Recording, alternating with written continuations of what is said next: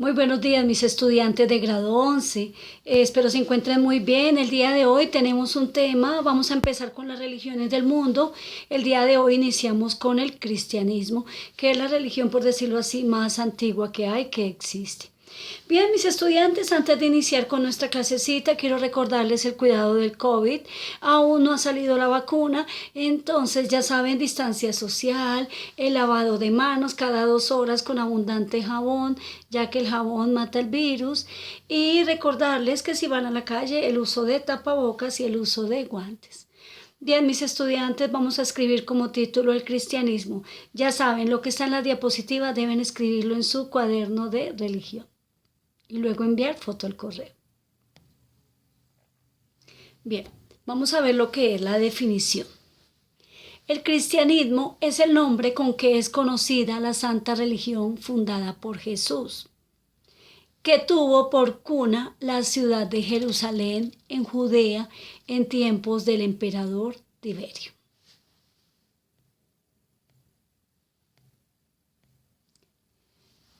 Vamos a hacer como una introducción de lo que es el cristianismo. Los cristianos que creen en Jesucristo es tanto hijo de Dios como hijo del hombre, totalmente divino, totalmente humano y libre de pecado. Por eso Dios mandó a su Hijo que fuera sacrificado, que diera la vida por nosotros para que nosotros en la vida tuviéramos un cambio y consideráramos eso como un amor de que nos dio Dios, de que nosotros, de que el Hijo dio la vida por nosotros, ¿cierto? A ver si nosotros comprendemos un poco el amor tan grande que Él nos siente. En la actualidad, el cristianismo es la religión más grande del mundo, con aproximadamente 2.000 millones de seguidores, aunque se dividen en más de 20.000 iglesias diferentes. Es la religión más grande, el cristianismo, creer en Cristo, en Jesús, ¿cierto? Del Hijo de Dios. Por eso Dios nos envió a su Hijo, como quien dice, por favor reflexionen, ¿cierto? Pero ¿quién es Jesús? Jesús es el Hijo de Dios, la palabra de Dios que se hizo hombre, el Mesías prometido, nuestro Señor y nuestro Salvador. En ese entonces siempre se hablaba de un Mesías, que un Mesías iba a llegar, que un Mesías iba a ayudar, que iba a salvar el mundo. Entonces todas las personas esperaban a ese Mesías, que al principio pues no lo creyeron, pero cuando Jesús fue haciendo esos milagros y fue haciendo tantas cosas, allí fueron comprendiendo, Él es Jesús, ¿cierto? Él es Jesús, odiado por mucho y amado por mucho, pero algunas personas sí creyeron en Él y se dieron cuenta que Él era Jesús, que era el Mesías, que era el enviado de Dios. Es hombre y Dios, hijo y Dios del Padre y de la Santísima Virgen María, concebido por el Espíritu Santo. Nació alrededor del año 4 antes de Cristo. Los judíos habían esperado durante siglos al Mesías profetizado por las Escrituras, el Mesías que tanto decían que iba a llegar. Se negaba a aceptar el título por las connotaciones que tenía.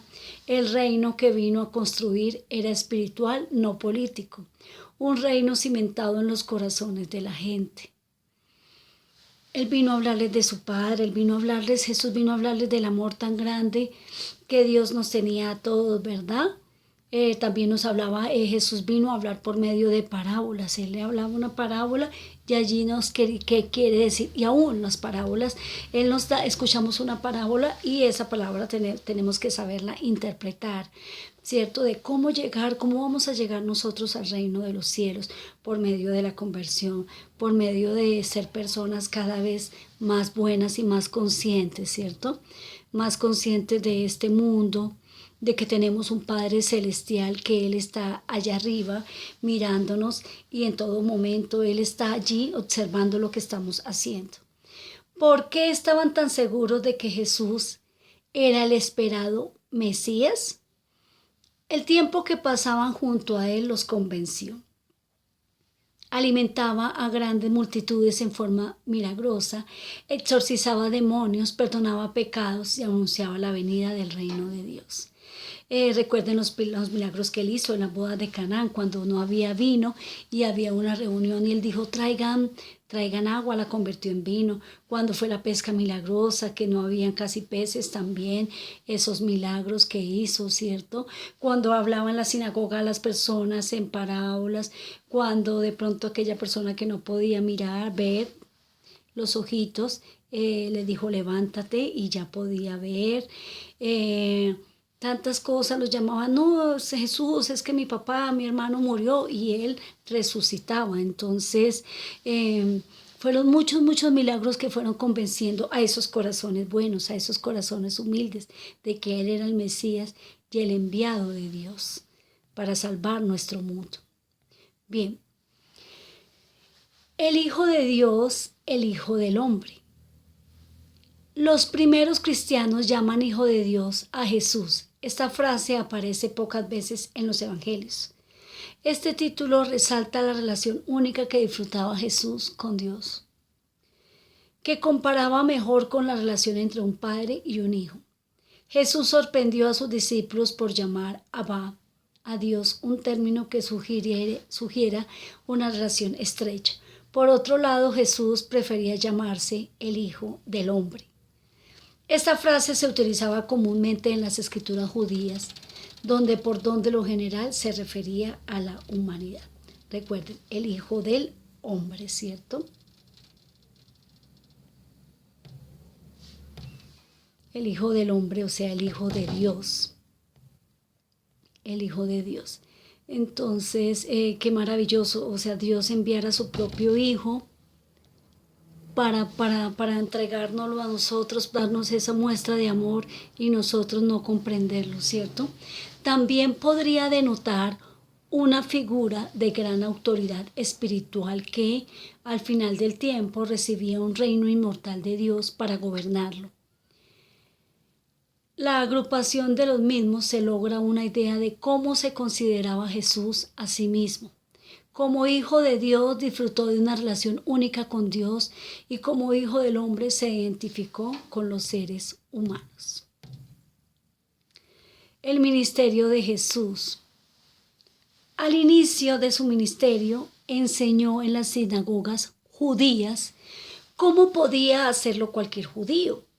Cuando esto ya no fue posible por la oposición en su contra, enseñó a sus discípulos y a la gente al aire libre en la casa de sus amigos. Es cuando ya empezó a predicar, a decir las parábolas.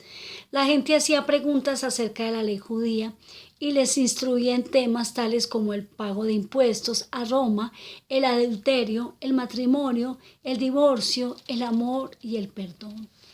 La gente lo trataba como rabino por sus interpretaciones. Tradición oral. La única información real de Jesús viene en los 4 evangelios del Nuevo Testamento de la Biblia. Sin embargo, el primero de ellos, Marcos, escribió después de los 35 años de la muerte de Jesús.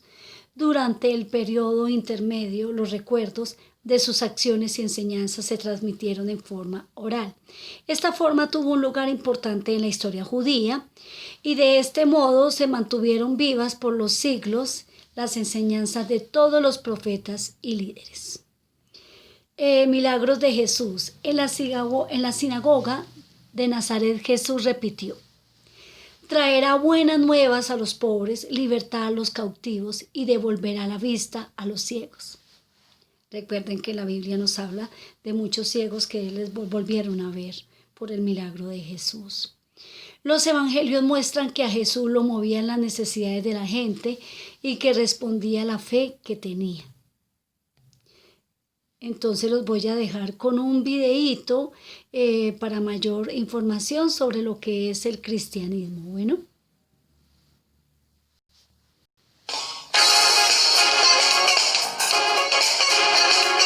Hola, ¿cómo estás? La pregunta esta semana es: ¿cuál es la diferencia primordial entre el catolicismo y el cristianismo? Y en su esencia, la diferencia más grande es lo que se conoce como soteriología, que es el estudio de la salvación, que los católicos creen que es necesario acompañar con buenas obras tu fe para ser salvo.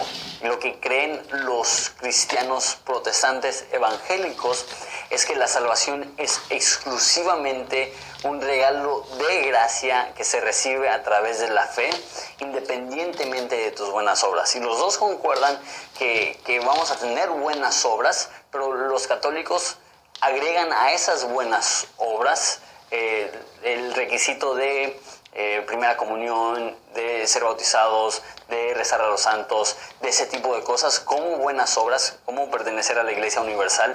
Y si no cumples con esos requisitos, es imposible que tú seas salvo. Y el cristiano evangélico dice, no necesitas cumplir con esos requisitos, la salvación es a través de la fe y Dios va a producir en ti tanto el querer como el hacer por su buena voluntad. Y dice en Efesios que Él nos ha preparado para andar en buenas obras que Él preparó de antemano, pero no son requisitos para la salvación. Esa es la diferencia más grande. Obviamente hay otras diferencias como el Papa. En el cristianismo protestante no vemos a un líder sobre toda la iglesia, sino que vemos a Jesús como líder y diferentes expresiones y iglesias y denominaciones y movimientos independientes, pero no es una jerarquía que lleva hasta una persona.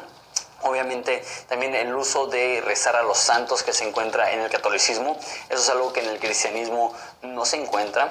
Entonces sí hay diferencias bastante grandes, pero yo creo que la diferencia más grande es el entendimiento y el concepto de la salvación que tienen los católicos, que es lo que inició con la Reforma Protestante. Y de hecho es muy interesante porque cuando empezó la protesta Martín Lutero, él no quería abandonar la Iglesia Católica. Él no dijo la Iglesia Católica es mala, me voy. Él dijo, la Biblia dice que la salvación es solamente por fe. Vamos a reformar la Iglesia Católica, y desafortunadamente la Iglesia Católica no decidió recibir ese consejo, y es cuando existió la separación entre el catolicismo y los protestantes. Entonces esas son probablemente las diferencias más marcadas entre esas dos teologías, y yo diría esas dos religiones. Entonces estamos aquí para contestar más preguntas, entonces mándanos tus preguntas en los comentarios allá abajo y Bien, mis estudiantes, entonces quería que vieran las diferencias entre el catolicismo y el cristianismo, ¿cierto? Nos habla allí que la iglesia, el cristianismo se dividió por Martín Lutero, porque pues él no era que no quisiera la iglesia católica, sino que él decía que lo que quería decir el cristianismo era la salvación que se haría únicamente por fe. Entonces allí es donde ya vino a dividirse el catolicismo y el cristianismo. El catolicismo entonces nos habla de los sacramentos, que debemos cumplir los 7 sacramentos, que son los que sabemos, el bautizo, la comunión, bueno, todo esto que ya lo sabemos, que debemos rezar a los santos, ¿cierto? Que tenemos un líder como es el líder que nos manda a todos, que es el Papa en nuestra religión católica. Y nos habla del cristianismo, que el cristianismo es el único líder, la única persona es Jesús. Y que en el cristianismo lo más importante es la salvación, la fe, ¿cierto? Es la fe, y lo más importante es Jesús. Entonces ahí lo dejo a ustedes para que piensen e interpreten sobre esto. Deben escribir en su cuadernito lo que está en las diapositivas. Dios los bendiga, un feliz día.